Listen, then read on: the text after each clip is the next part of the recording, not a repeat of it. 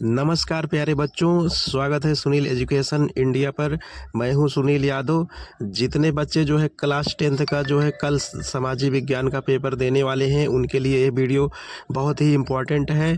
प्यारे बच्चों, ये जो है सामाजिक विज्ञान, कल इसका कोड है जो है 825 CR। तो जो है जो बच्चे 100 में 100 मार्क्स लाना चाह रहे हैं, उनके लिए ये वीडियो जो है बहुत ही इम्पोर्टेंट है। तो कल सामाजिक विज्ञान का पेपर है प्यारे बच्चों, पूर्णांक 70 है।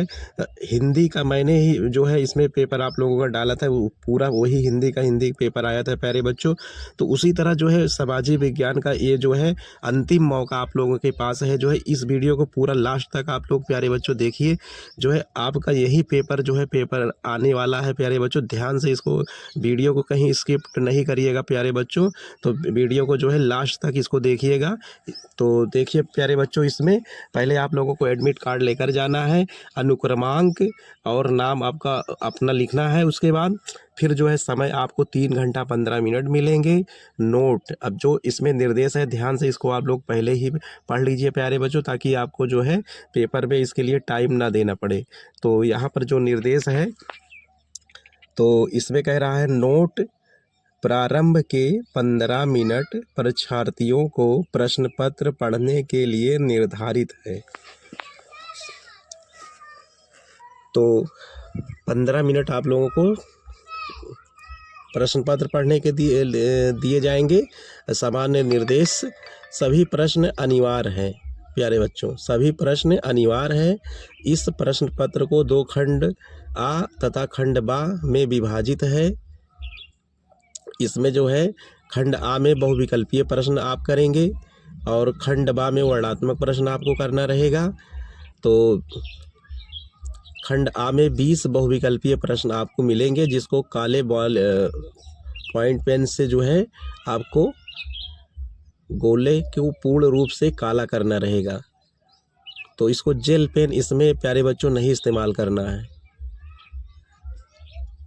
तो इसमें जो है आपको ये 20 में 20 नंबर का ये ऑप्शन वाला प्रश्न आपको रहेंगे, तो जेल पेन आप नहीं इस्तेमाल करेंगे।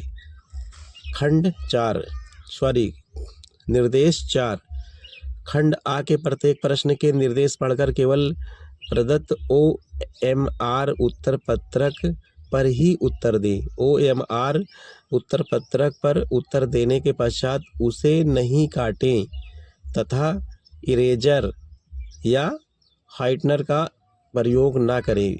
तो प्यारे बच्चों, उस पर जो है इरेजर का प्रयोग नहीं करना है, ना हाइटनर का प्रयोग करना है प्यारे बच्चों। इसको जो है जिस तरह से हम बता रहे हैं इस तरह से गोला करके करना है, आपको ब्लैक कर देना है, नीली से करेंगे तो नीला कर दीजिएगा।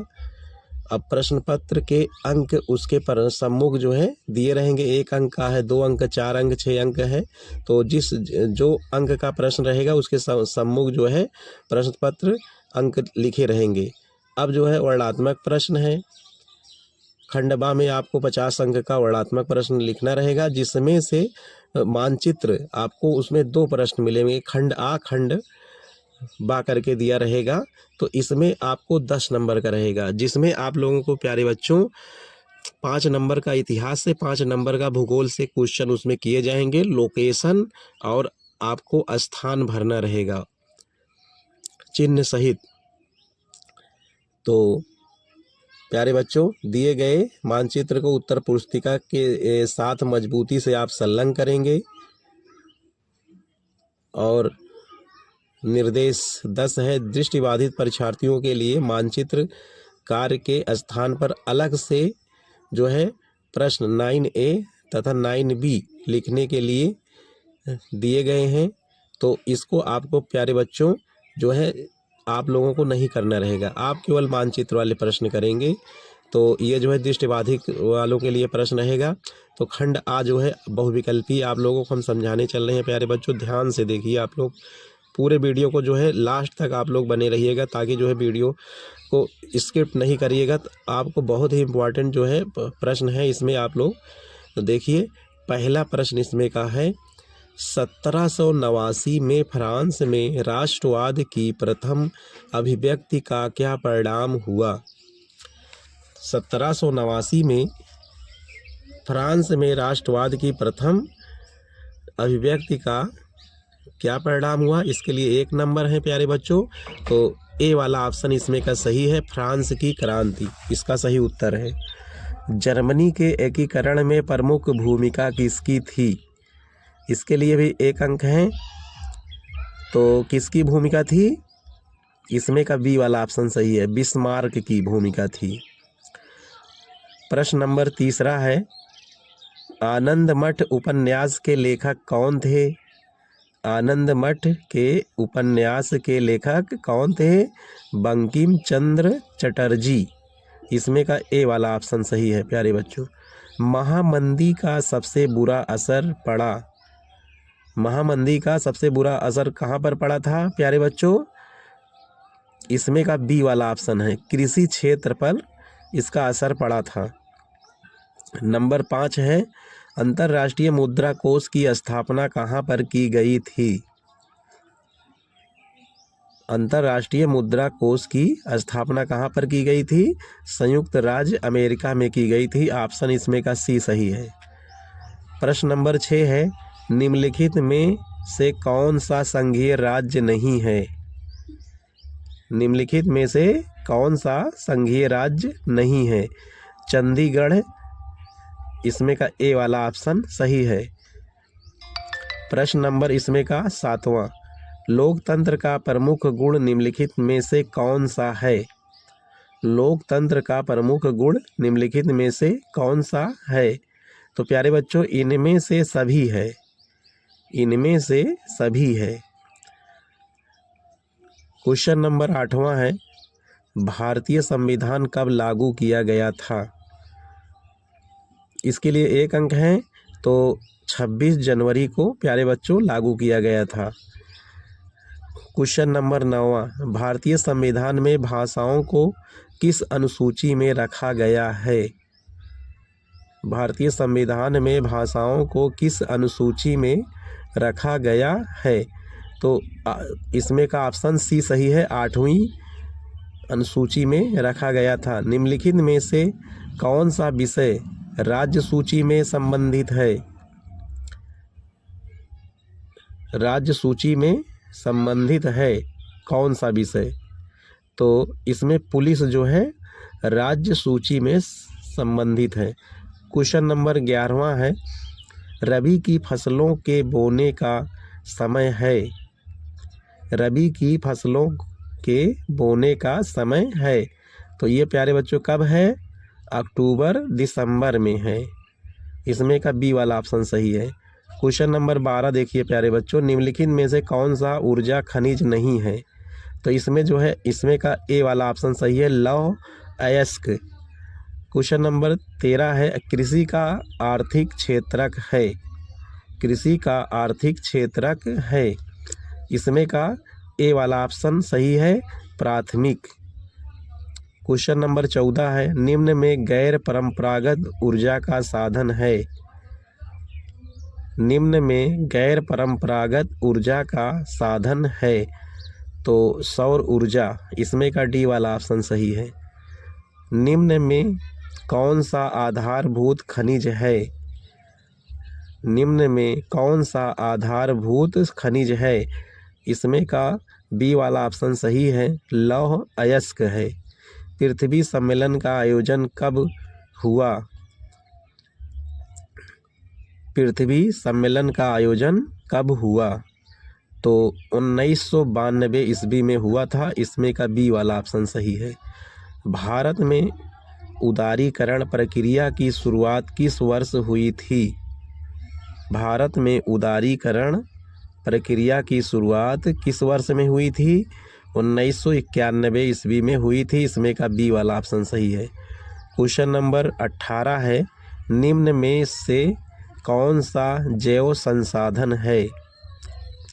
तो इसमें का सी वाला ऑप्शन सही है, मत्स्य पालन उद्योग। निम्नलिखित में से किस वर्ष में बांग्लादेश ग्रामीण बैंक की शुरुआत हुई? तो इसके लिए 1 अंक निर्धारित है। इसमें का बी वाला ऑप्शन सही है, 1970 ईस्वी में जो है इसकी शुरुआत की गई थी। किस देश का विकास आधारित है? किस देश का विकास आधारित है प्रति व्यक्ति आय पर, या औसत साक्षरता दर पर, या लोगों की स्वास्थ्य स्थिति पर? तो उपयुक्त सभी, इसमें का उपयुक्त सभी है। तो प्यारे बच्चों, इस तरह से आप जो है क्वेश्चन सॉल्व करेंगे, इस तरह से आप हल करेंगे तो इसमें 20 में 20 नंबर आप पाएंगे।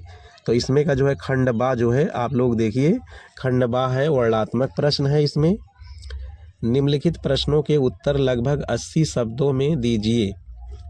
निम्नलिखित प्रश्नों के उत्तर 80 शब्दों में लिखने हैं। पहला प्रश्न है इसमें, भारत की अर्थव्यवस्था पर महामंदी के किन्हीं दो प्रमुख प्रभावों का उल्लेख कीजिए। तो इसके लिए जो है 2 + 2 4 अंक निर्धारित हैं, अथवा करके भी प्रश्न दिए रहेंगे। महामंदी के प्रमुख कारणों का उल्लेख कीजिए। तो इस तरह से जो है, अब दोनों प्रश्न में से आपको जो प्रश्न आता रहेगा वही प्रश्न आप जो है आंसर लिखेंगे। तो इसमें का हम पहले का जो है उत्तर आप लोगों को बता रहे हैं।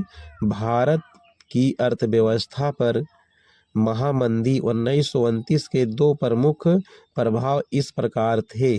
नंबर 1 है कृषि क्षेत्र पर गंभीर प्रभाव। महामंदी के कारण अंतर्राष्ट्रीय बाजार में कृषि उत्पादों की कीमतें बहुत गिर गई। भारत से होने वाला निर्यात घट गया। किसानों को अपनी उपज का उचित मूल्य नहीं मिला, जिससे उनकी आय कम हो गई और कर्ज का बोझ बढ़ गया। अब नंबर 2 इसमें का है व्यापार और उद्योग पर प्रभाव। भारत का विदेशी व्यापार आधा रह गया। आयात निर्यात में भारी कमी आई। कई उद्योगों में उत्पादन घटा, जिससे व्यापारियों और मजदूरों को नुकसान उठाना पड़ा। तो ये थे जो है इसमें का जो है उत्तर पहले वाले के। अब जो अथवा करके दिया गया है, महामंदी के प्रमुख कारणों का उल्लेख कीजिए। तो इसका जो है आंसर है प्यारे बच्चों, देखिए यहाँ पर अथवा करके, महामंदी 1929 के प्रमुख कारण इस प्रकार हैं। अधिक उत्पादन। प्रथम विश्व युद्ध के बाद अमेरिका और अन्य देशों में वस्तुओं का अत्यधिक उत्पादन हुआ, लेकिन बाजार में मांग कम थी। इससे वस्तुओं के दाम गिरने लगे। कृषि संकट नंबर 2, तो कृषि उत्पादों की भरमार हो गई, जिससे उनकी कीमतें बहुत कम हो गई। किसानों की आय घटी और वे कर्ज में डूब गए। नंबर 3 है शेयर बाजार का पतन 1929। तो अमेरिका में शेयरों की कीमतें अचानक गिर गईं। इससे बैंक और कंपनियां दिवालिया होने लगी और आर्थिक संकट फैल गया। अंतर्राष्ट्रीय ऋण व्यवस्था का टूटना। अमेरिका अन्य देशों को ऋण देता था। जब अमेरिका की अर्थव्यवस्था कमज़ोर हुई तो उसने ऋण देना बंद कर दिया और पहले दिए गए ऋण वापस मांग लिए। इससे विश्व व्यापार और प्रभावित हुआ। तो भारत की अब देखिए प्यारे बच्चों, इसमें का पहला क्वेश्चन हो गया है। इसमें का आप दूसरा क्वेश्चन देखिए, राजनीतिक दलों के किन्हीं 4 कार्यों का उल्लेख कीजिए। अब देखो इसमें 4 कार्य हैं, चारों के लिए एक नंबर हैं इसमें। तो चारों कार्य आप लिखेंगे तो जो है आपको पूरे नंबर चारों मिलेंगे। तो अब इसमें जो है राजनीतिक दलों के 4 प्रमुख कार्य। नंबर 1 है चुनाव लड़ना। राजनीतिक दल अपने उम्मीदवार खड़े करते हैं और चुनाव के माध्यम से सरकार बनाने का प्रयास करते हैं। नंबर 2 है नीतियां और कार्यक्रम बनाना। दल देश के विकास के लिए विभिन्न नीतियां और कार्यक्रम तैयार करते हैं, जिन्हें चुनाव में जनता के सामने प्रस्तुत करते हैं। नंबर 3 है सरकार का गठन और संचालन। जो दल बहुत प्राप्त करता है वह सरकार बनाता है। जो दल बहुमत प्राप्त करता है वह सरकार बनाता है और देश का प्रशासन चलाता है। विपक्ष की भूमिका निभाना। जो दल सत्ता में नहीं होता है वह विपक्ष बनकर सरकार की नीतियों की आलोचना करता है और गलत कार्यों का विरोध करता है। तो ये थे जो है 4 कारण। अब इसमें के जो है अथवा वाले जो प्रश्न पूछे गए हैं उसका जो है आंसर देखिए।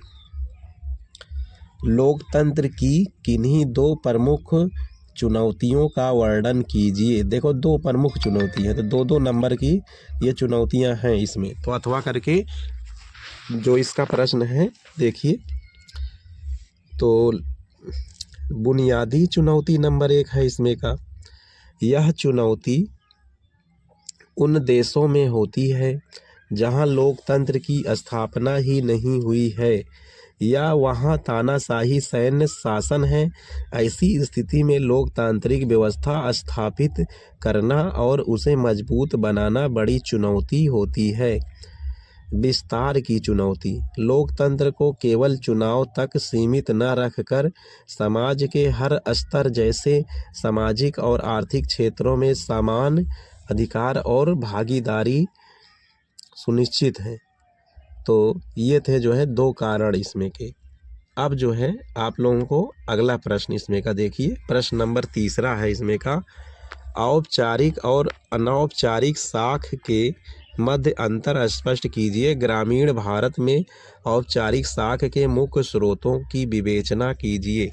तो इसके लिए जो है प्यारे बच्चों 4 नंबर हैं इसमें, अथवा करके भी प्रश्न हैं इसमें। तो पहले जो है आप लोग देखेंगे इसमें का, ग्रामीण भारत में औपचारिक साख के मुख्य स्रोत। अब इसमें औपचारिक एवं अनौपचारिक साख में अंतर। तो पहला इसमें जैसे अंतर है तो आधार, औपचारिक साख है, अनौपचारिक साख है। अब पहले आधार में स्रोत है, अब स्रोत में बैंक है, सहकारी समितियां हैं। अनौपचारिक साख में साहूकार हैं, व्यापारी हैं, रिश्तेदार हैं। नियंत्रण और सरकार व आरबीआई के नियमों के अधीन किसी सरकारी नियंत्रण में नहीं। अब जो है ब्याज दर है निश्चित और कम, अधिक और मनमानी अनौपचारिक साख में। शोषण की संभावना, अब इसमें है कम और इसमें है अधिक। तो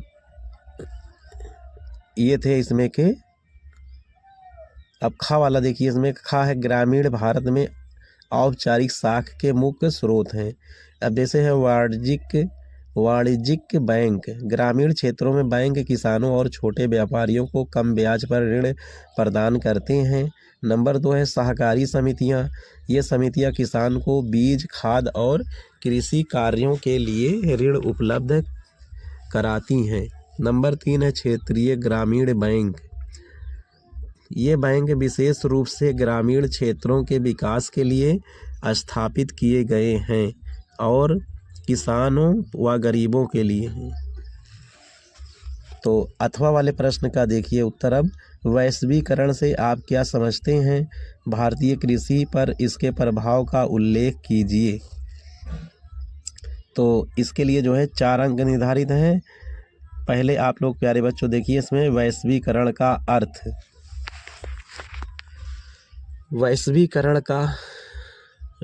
वह प्रक्रिया है जिसमें विभिन्न देशों के बीच वस्तुओं, सेवाओं और पूंजी का आदान प्रदान बढ़ता है तथा विश्व की अर्थव्यवस्थाएं आपस में जुड़ जाती हैं। भारतीय कृषि पर प्रभाव। नंबर 1 है निर्यात के अवसर बढ़े। कुछ किसानों को विदेशी बाजार में फसल बेचने का मौका मिला।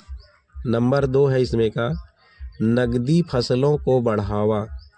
कपास, गन्ना, फूल आदि की खेती में वृद्धि हुई। नंबर 3 प्रतिस्पर्धा में वृद्धि। विदेशी उत्पादों से प्रतिस्पर्धा बढ़ी और जिससे छोटे किसानों को नुकसान भी हुआ। तो ये थे जो है इसके इस प्रश्न के उत्तर इसमें। अब जो है क्वेश्चन नंबर इसमें का चौथा है, भारत में कपास उत्पादन के किन्हीं दो क्षेत्रों का परिचय दीजिए। इसके लिए जो है 2+2 अंक इसमें निर्धारित हैं।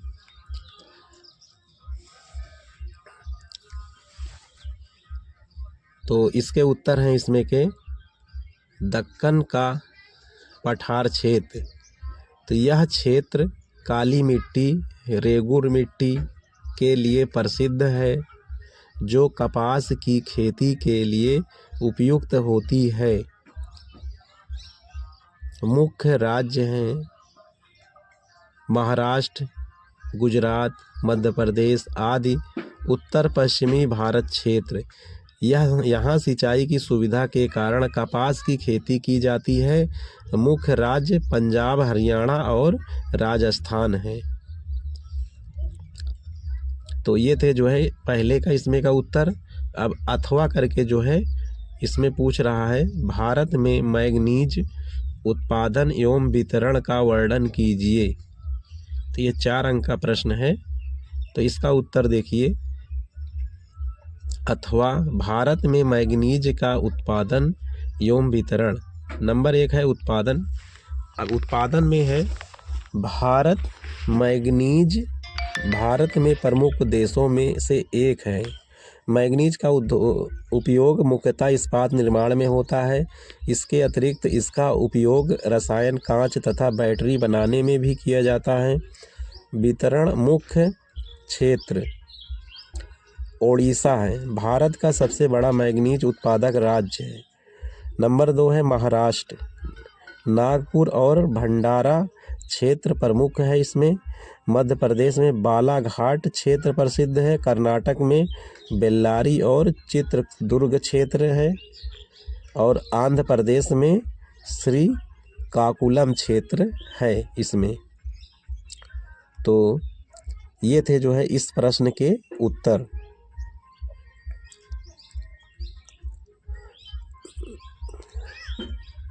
अब इसमें का जो है प्रश्न नंबर 5वां है, सत्याग्रह का क्या अभिप्राय है। सत्याग्रह के संबंध में महात्मा गांधी के क्या विचार थे। इसके लिए जो है अब देखिए, ये जो है दीर्घ उत्तरीय प्रश्न है, विस्तृत उत्तरीय प्रश्न है।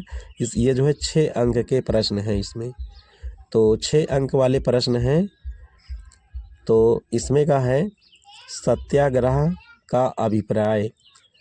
सत्याग्रह 2 शब्दों सत्य और आग्रह से मिलकर बना है। इसका अर्थ है सत्य के लिए दृढ़ आग्रह करना। यह अन्याय के विरुद्ध सत्य और अहिंसा के आधार पर किया गया शांतिपूर्ण संघर्ष है। इसमें हिंसा का प्रयोग नहीं किया जाता है, बल्कि नैतिक शक्ति के बल पर विरोध किया जाता है। अब जो है इसमें अथवा वाला जो प्रश्न पूछ रहा है, तो पहले देखिए इसमें का जो है सत्याग्रह के संबंध में महात्मा गांधी के विचार। तो गांधी का विश्वास था कि सत्य ही ईश्वर है, सत्य ही विजय निश्चित होती है। तो नंबर 2 है, वे अहिंसा को सबसे बड़ा और प्रभावशाली हथियार मानते थे। उनका मत था कि अन्याय का विरोध शांतिपूर्ण और नैतिक तरीके से करना चाहिए। नंबर 4 है, सत्याग्रह आत्मबल और आत्मसंयम पर आधारित है, ना कि शारीरिक बल पर।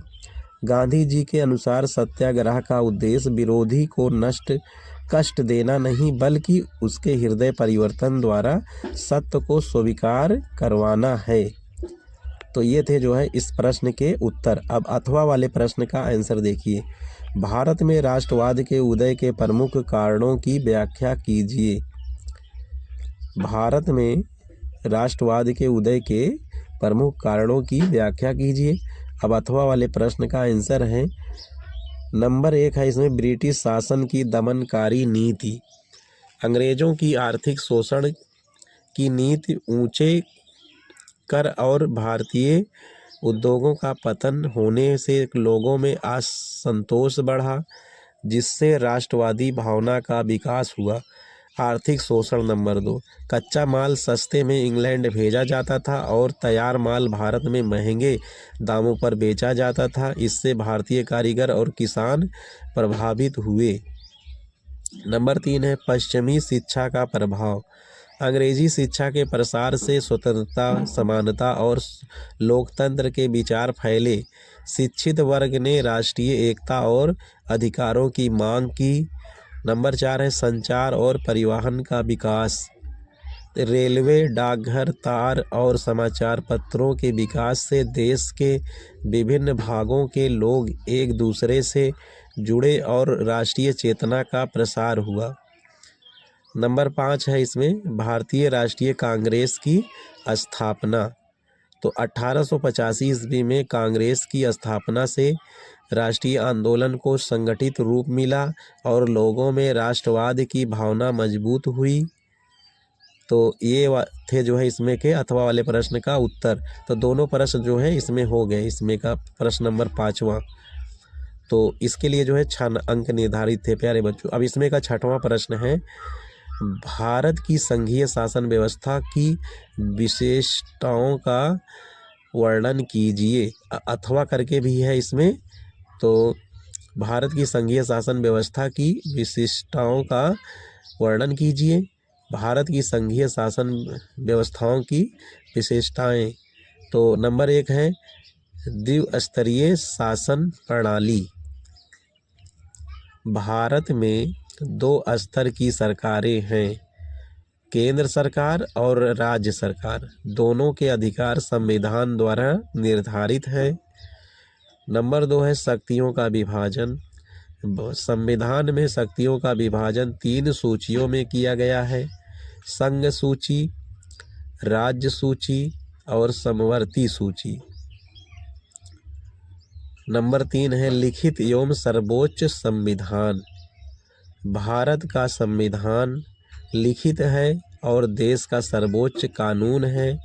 केंद्र और राज्य दोनों को संविधान का पालन करना चाहिए। स्वतंत्र न्यायपालिका, उच्चतम न्यायालय संविधान का रक्षक है और केंद्र व राज्य के बीच विवादों का समाधान करता है। नंबर 5 है संविधान की कठोरता। संविधान में संशोधन की प्रक्रिया कठिन है, विशेषकर संघीय विषय में राज्यों की सहमति आवश्यक होती है। नंबर 6 है द्विसदनीय विधानमंडल। कुछ राज्यों में केंद्र में लोकसभा और राज्यसभा 2 सदन है, राज्यसभा राज्यों का प्रतिनिधित्व करती है। तो ये थे जो है इसमें के प्रश्न। अब अथवा वाला प्रश्न देखिए इसमें का, भारत एक धर्मनिरपेक्ष देश है, किन्हीं 2 प्रावधानों के आधार पर स्पष्ट कीजिए। तो इसमें का उत्तर है भारत एक धर्मनिरपेक्ष देश है 2 प्रावधानों के आधार पर। सभी धर्मों के प्रति समान व्यवहार। भारतीय संविधान के अनुसार राज्य किसी एक धर्म को विशेष मान्यता नहीं देता, सभी धर्मों को समान सम्मान और संरक्षण दिया जाता है। नंबर 2 है धर्म और स्वतंत्रता का अधिकार। संविधान के अंतर्गत प्रत्येक नागरिक को अपने धर्म का पालन करने, प्रचार करने और प्रसार करने की स्वतंत्रता है, अनुच्छेद 25 और 28 में। तो अब इसमें का जो है प्रश्न नंबर 7 है आर्थिक क्षेत्रों का क्या तात्पर्य है। तृतीयक क्षेत्र की विशेषताओं की विवेचना कीजिए। तो इसके लिए जो है 2 + 4 मिलकर के 6 अंक निर्धारित हैं। अथवा करके भी प्रश्न है। तो इसमें जो है 7वें का प्रश्न का उत्तर आप लोग पहले देखेंगे। तो आर्थिक क्षेत्रों का तात्पर्य अर्थव्यवस्था की गतिविधियों को उनके कार्य के आधार पर 3 भागों में बांटा जाता है, जिन्हें आर्थिक क्षेत्र कहा जाता है। प्राथमिक क्षेत्र कृषि आदि, द्वितीय क्षेत्र उद्योग, तृतीय क्षेत्र सेवाएं। तो खा है इसमें का तृतीय क्षेत्र की विशेषताएं। नंबर 1 है सेवा प्रदान करने वाला क्षेत्र। इस क्षेत्र में वस्तुओं का उत्पादन नहीं होता बल्कि सेवाएं प्रदान की जाती हैं, जैसे शिक्षा, स्वास्थ्य, परिवहन, बैंकिंग आदि। नंबर 2 है इसमें का अन्य क्षेत्रों को सहयोग। तृतीयक क्षेत्र प्राथमिक और द्वितीयक क्षेत्रों को सहायता प्रदान करता है, जैसे माल का परिवहन और बैंक से ऋण सुविधा। नंबर 3 है रोजगार के अवसर। इस क्षेत्र में बड़ी संख्या में लोगों को रोजगार मिलता है, विशेषकर शहरों में। नंबर 4 है तीव्र विकास। आधुनिक समय में शिक्षा, संचार और सूचना प्रौद्योगिकी के विकास के कारण तृतीय क्षेत्र तेजी से बढ़ रहा है। अब इसमें का जो है अथवा वाला प्रश्न है, उपभोक्ता अधिकार पर संक्षिप्त टिप्पणी लिखिए। तो इसके लिए 6 अंक निर्धारित हैं। तो इसका उत्तर प्यारे बच्चों देखिए, उपभोक्ता अधिकार संक्षिप्त टिप्पणी। उपभोक्ता अधिकार वे अधिकार हैं जो वस्तुओं और सेवाओं को खरीदने वाले व्यक्ति को संरक्षण देने के लिए दिए गए हैं। इन अधिकारों का उद्देश्य उपभोक्ताओं को शोषण से बचाना और उन्हें न्याय दिलाना। प्रमुख उपभोक्ता अधिकार। सूचना का अधिकार। उपभोक्ता को वस्तु की गुणवत्ता, मूल्य, मात्रा और निर्माण तिथि आदि की जानकारी पाने का अधिकार है। सुरक्षा का अधिकार। हानिकारक वस्तुओं से सुरक्षा पाने का अधिकार। चयन का अधिकार। विभिन्न वस्तुओं में से अपनी पसंद की वस्तु चुनने का अधिकार। शिकायत निवारण का अधिकार। यदि उपभोक्ता के साथ धोखा होता है तो वह उपभोक्ता अदालत में शिकायत कर सकता है। भारत में उपभोक्ताओं की सुरक्षा के लिए उपभोक्ता संरक्षण अधिनियम बनाया गया है। तो प्यारे बच्चों, ये थे इसमें के अथवा वाले प्रश्न का उत्तर। अब जो है इसमें का प्रश्न नंबर 8 है, भारत के चीनी उद्योग का वर्णन कीजिए। अथवा भी प्रश्न है, तो पहले आप इसमें का पहला प्रश्न देखिए, भारत के चीनी उद्योग का वर्णन। तो भारत का चीनी उद्योग है, तो इसमें जो है नंबर 1 है परिचय। चीनी उद्योग भारत का एक प्रमुख कृषि आधारित उद्योग है। इसका कच्चा माल गन्ना है। भारत विश्व के प्रमुख चीनी उत्पादक देशों में से एक है। नंबर 2, प्रमुख उत्पादक क्षेत्र। चीनी उद्योग मुख्यतः 2 क्षेत्रों में केंद्रित है। उत्तर भारत, उत्तर प्रदेश इसमें है, बिहार है, हरियाणा है, पंजाब है। दक्षिण भारत, महाराष्ट्र है, कर्नाटक, तमिलनाडु, आंध्र प्रदेश है। वर्तमान में महाराष्ट्र उत्पादन में अग्रणी है। इसमें नंबर 3 है स्थान निर्धारण के कारक। गन्ने की उपलब्धता, श्रम की उपलब्धता, परिवहन सुविधा, बाजार की निकटता। नंबर 4 है समस्याएं। गन्ने की मौसमी उपलब्धता, उत्पादन लागत अधिक होना, अंतर्राष्ट्रीय प्रतिस्पर्धा।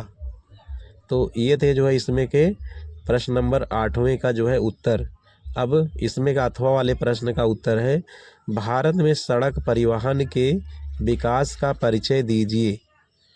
अथवा भारत में सड़क परिवहन के विकास का परिचय। नंबर 1 है इसमें महत्व। सड़क परिवहन भारत का सबसे महत्वपूर्ण और व्यापक परिवहन साधन है। यह गांवों को शहर से जोड़ता है तथा माल और यात्रियों के आवागमन में सहायक है। सड़कों के प्रकार। भारत में सड़कों को मुख्यतः निम्न वर्गों में बांटा गया है। राष्ट्रीय राजमार्ग, राज्य राजमार्ग और जिला सड़कें, ग्रामीण सड़कें। राष्ट्रीय राजमार्ग देश के प्रमुख शहरों और औद्योगिक क्षेत्रों को जोड़ते हैं। नंबर 3 है विकास कार्यक्रम। सरकार ने सड़क विकास के लिए कई योजनाएं चलाई हैं, जैसे स्वर्णिम चतुर्भुज परियोजना जो दिल्ली, मुंबई, चेन्नई और कोलकाता को जोड़ती है। तीव्र विस्तार। स्वतंत्रता के बाद भारत में सड़कों की लंबाई में निरंतर वृद्धि हुई। आज भारत विश्व के सबसे बड़े सड़क नेटवर्क वाले देशों में से एक है। तो ये थे जो है इसमें के विस्तृत उत्तरीय प्रश्न का उत्तर। अब जो है आप लोगों को अगला प्रश्न है 9A करके लिखा गया है, जो मानचित्र से संबंधित प्रश्न है। तो निम्नलिखित स्थानों को भारत के दिए गए रेखा मानचित्र में चिन्ह द्वारा नाम सहित दर्शाइए। सही नाम सही स्थान अंकन हेतु 1/2 + 1/2 अंक निर्धारित है। वह स्थान जहां 1927 में भारतीय राष्ट्रीय कांग्रेस का अधिवेशन हुआ था। तो कहाँ पर हुआ था प्यारे बच्चों? ये जो है मद्रास में हुआ था। मद्रास कहाँ पर स्थित है? देखिए ये मानचित्र में भरे हैं, इसमें से आप लोग देख लीजिए। मद्रास जो आज के समय में चेन्नई है, तो वहाँ पर स्थित है। प्रश्न नंबर इसमें का दूसरा है, वह जनपद जहाँ जलियांवाला बाग की घटना घटी। तो जलियांवाले बाग की घटना कहाँ घटी थी? अमृतसर में घटी थी। तो सही उत्तर है इसमें का अमृतसर। तो अमृतसर जो है कहाँ पर स्थित है? ये पंजाब राज्य में स्थित है। तो इस तरह से आप भरेंगे, इसमें नंबर 2 डाल करके अमृतसर आपको भरना रहेगा। इसमें का प्रश्न नंबर तीसरा है, वह स्थान जहाँ असहयोग आंदोलन का कार्यक्रम स्वीकार किया गया। तो इसका सही उत्तर है नागपुर। नागपुर। तो नागपुर कहाँ पर स्थित है? कौन से राज्य में स्थित है ये? तो इस तरह से नंबर 3 डाल के नागपुर भरेंगे आप। वह जनपद जहाँ चौरी चौरा कांड हुआ था। ये चौरी चौरा कांड जो है गोरखपुर में हुआ था, तो इसको आपको भरना रहेगा। तो गोरखपुर जो है उत्तर प्रदेश, पूर्वी उत्तर प्रदेश में है। तो इस तरह से आप जो है चौरी चौरा लिख करके गोरखपुर आप लिखेंगे इसमें। नंबर 5 है, वह स्थान जहां नील की खेती करने वाले किसानों का आंदोलन हुआ था। तो यह क्षेत्र है चंपारण, जो कि बिहार राज्य में स्थित है। तो मानचित्र में आप इसको जो है भर लीजिएगा। इसमें हम भरे हैं, तो आप भी इस तरह से भरेंगे। तो ये बिहार राज्य के जिस जगह पे भरे हैं, नेपाल के बगल में है, चंपारण बिहार, इस तरह से भरना है आपको। अब जो है अगला प्रश्न 9A के मानचित्र कार्य के लिए विकल्प के रूप में है, ये दृष्टिबाधित के लिए है। अब इसमें का जो है आप दूसरा प्रश्न अगला देखेंगे। तो प्यारे बच्चों, इसमें का जो है 9B का, इसको आपको करना रहेगा। दिए गए भारत के रेखाचित्र मानचित्र में निम्नलिखित को दर्शाइए। 9B, नेशनल कॉर्बेट पार्क चिन्ह द्वारा नाम सहित लिखना है। तो नेशनल कॉर्बेट पार्क कहाँ पर स्थित है? चिन्ह के द्वारा आपको भरना रहेगा। ये जो है हिमालय पहाड़ी का जो है एक सिरा है, चोटी है, वहीं पर यह स्थित है। नेशनल कॉर्बेट पार्क UK, इस तरह से भरना है। नंबर 2 है, भारत के पश्चिमी तट पर स्थित एक बंदरगाह चिन्ह द्वारा नाम सहित लिखना है। तो प्यारे बच्चों, अगर वीडियो पर आप लोग जो है नए हैं तो हमारे चैनल को सब्सक्राइब करें और वीडियो को शेयर भी करें। और इसमें जो है अगला प्रश्न है, शिवलिंग पर्वत श्रृंखला चिन्ह द्वारा नाम सहित। शिवलिंग पर्वत श्रृंखला कहाँ पर स्थित है प्यारे बच्चों? तो देखिए इस तरह से आपको यहाँ पर भरना है, इधर शिवलिंग पर्वत श्रृंखला। नंबर 4 है, गुजरात की राजधानी चिन्ह द्वारा नाम सहित भरना है। तो ये है गांधीनगर। तो गांधीनगर गुजरात में स्थित है। तो इस तरह से आपको भरना रहेगा नंबर 4 डाल करके। नंबर 5 है, इसमें भारत का एक प्रमुख कोयला क्षेत्र C यानी चिन्ह के द्वारा नाम सहित आपको भरना है। तो प्यारे बच्चों, मानचित्र में देख लीजिए, ये हमने भरा है, इस तरह से आपको भरना रहेगा। तो इस तरह से भरेंगे। तो प्यारे बच्चों, ये था जो है इसमें का जो है सारे प्रश्न का उत्तर हमने बता दिया है। आप लोग इसका जो है रिवीजन बढ़िया से कर लेंगे तो इसमें जो है 100% आशा है कि आप लोग जो है अच्छे नंबर से जो है पास होंगे। 90 प्लस जो है मार्क्स आप लोग लाएंगे। तो प्यारे बच्चों, तो ये थे जो है आज का इसमें का सेशन सामाजिक विज्ञान का। तो नमस्कार प्यारे बच्चों, धन्यवाद, खुश रहें आप लोग। Thank you.